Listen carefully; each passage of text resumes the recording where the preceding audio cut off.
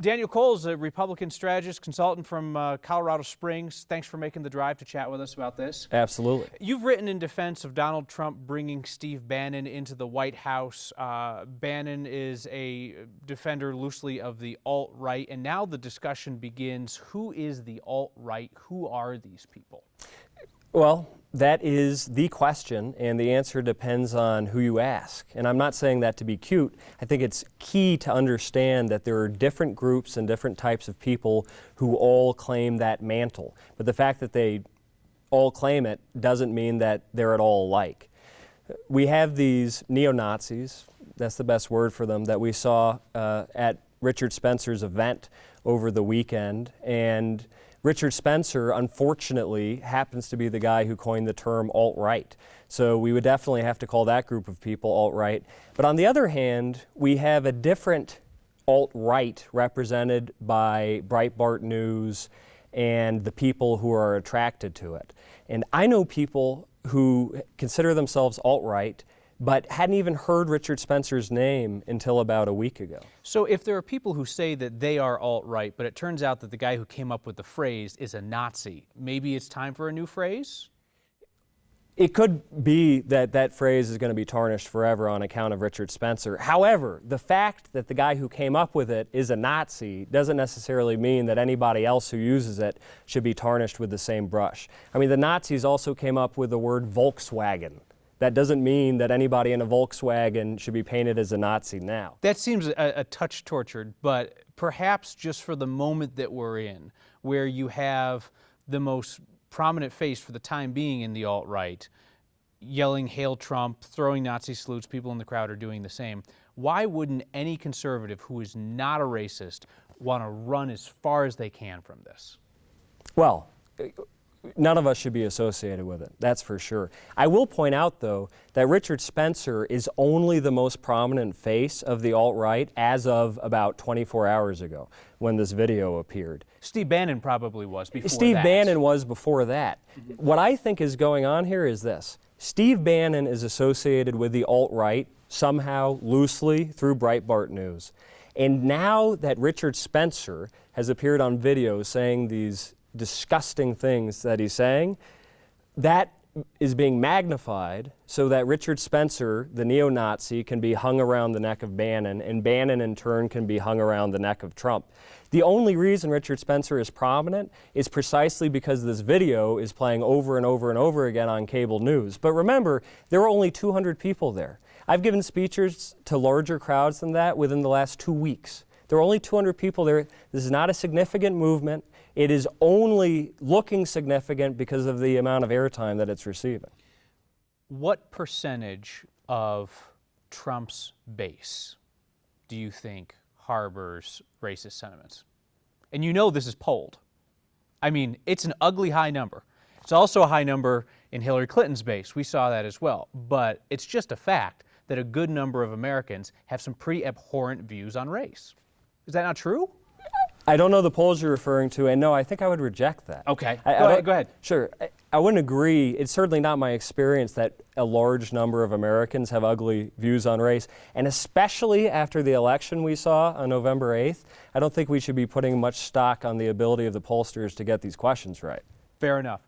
If Republicans had selected any of the other prominent candidates besides Donald Trump, can you see these yahoos out here shouting about the resurgence of white America? They're not doing it with Dr. Ben Carson or Ted Cruz or Marco Rubio. John Kasich hates these people. I mean, there's something about Donald Trump that's given fuel to these guys. However, I will point out that according to what I read this morning, this group, Richard Spencer's group, rents out the National Press Club in Washington, D.C.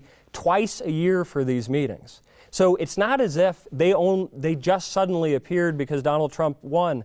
They have probably been giving the same Hitler salute for many years past. It's just nobody's focused on it in the media until now. And now all of a sudden there's attention on it. Trump's the president, and people say, well, this can't be a coincidence. Mm-hmm.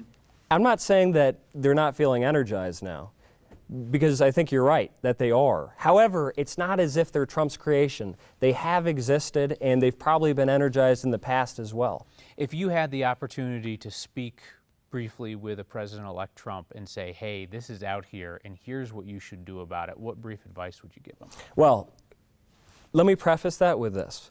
I think what we're seeing right now is a power struggle between the media and Trump. Trump has his priorities, he's trying to put a government together, and media have decided that what's really important are these 200 guys who've gathered in a hotel in Washington, D.C., who are saying disgusting things. And they're going to keep magnifying this issue and suggesting, Trump, you've got to say something about it, you've got to say something more than what you've said before, you need to run as far away as possible. And Trump, I am confident, wants nothing to do with this group. But at the same time, I imagine he's loath to let media dictate his priorities, so that when they say, you've got to make a comment about this, he's going to jump. Remember, this is only 200 people. This is not a significant force. You keep saying it's only 200 people.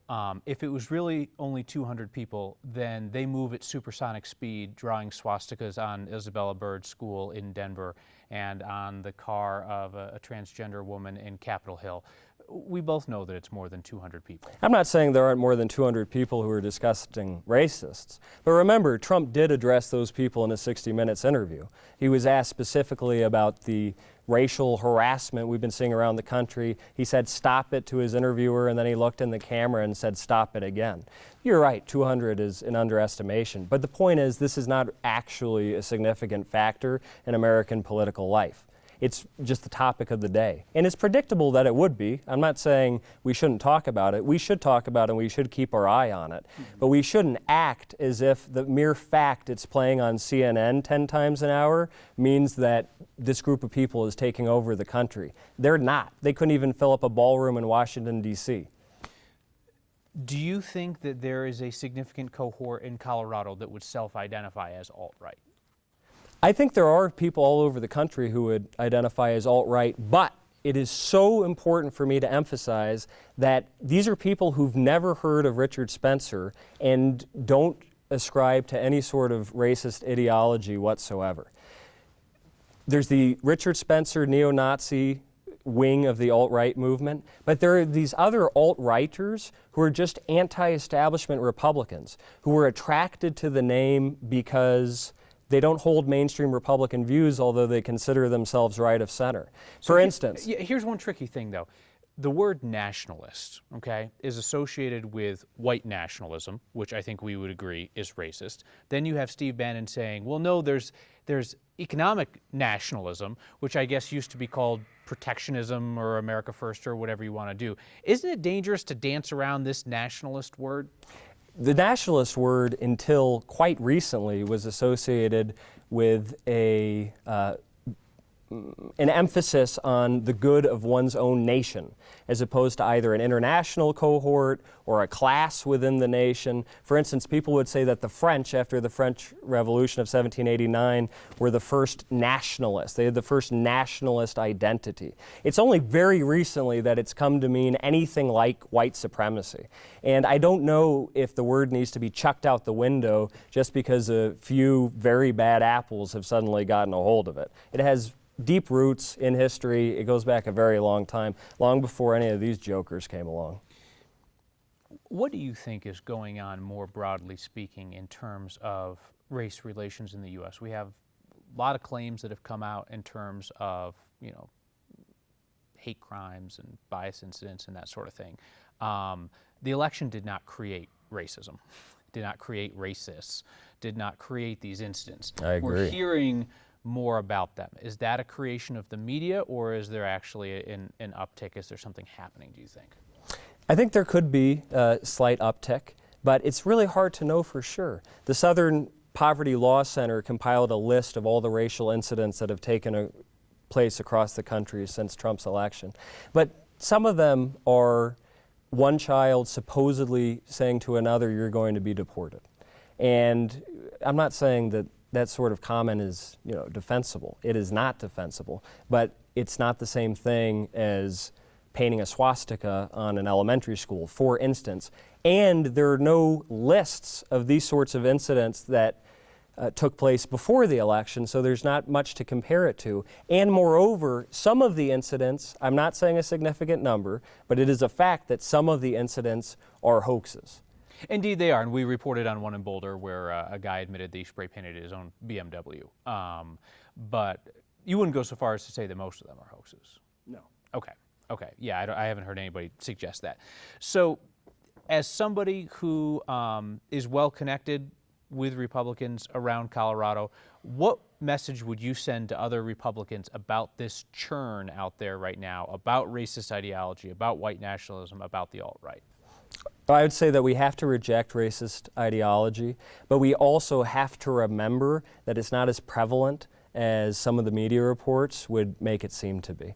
And that we can't ostracize people just because they've used the title alt-right to describe themselves, because there are many people who use alt-right just because they are America first when it comes to trade, just because they are Buchananite Republicans when it comes to foreign policy and don't like these overseas military adventures. In fact, one of the great ironies here is that some of these people who identify as alt-right because they hold policy positions that overlap with the Democrats.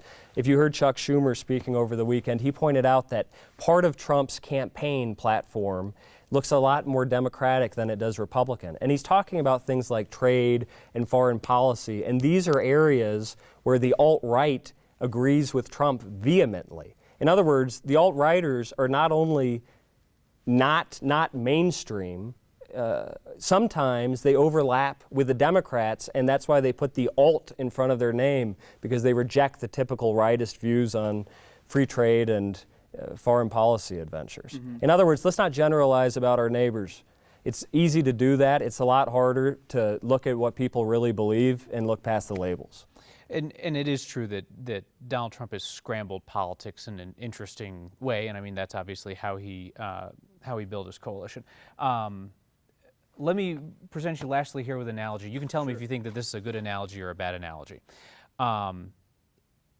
One might suggest that overt neo-Nazis in the body politic are a cancer, and that they shouldn't just be rejected, but they should be forcibly cut out, and that they are in your section of the body politic, and as a result, Republicans are responsible for getting these bigots out.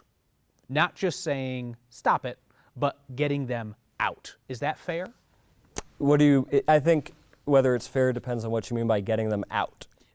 Taking the lead in saying these people do not belong in the mainstream discourse. Look, I personally am Jewish on my mother's side. You know? If I had lived in Germany during the Holocaust, I would have been identified as Jewish by the regime. And I do not take displays of Nazism lightly. I take them seriously, and I think they're disgusting. That doesn't necessarily mean, I think, that whenever 200 Nazis appear anywhere, the best thing for the country is for all attention to be focused on them. Because I don't care what Trump says at this point about Richard Spencer's group or what CNN says, they're going to grow stronger on account of all this attention that's been paid to them. They've become much, much more visible, much, much more famous over the last 24 hours than they ever were before. So would I like to see them expelled from the body politic? Absolutely. But is all of us denouncing them in unison going to accomplish that? I don't think so. In fact, I think it could very well have the opposite effect. Daniel Cole, thanks for coming by and sharing your perspective. Thanks a lot, Kyle.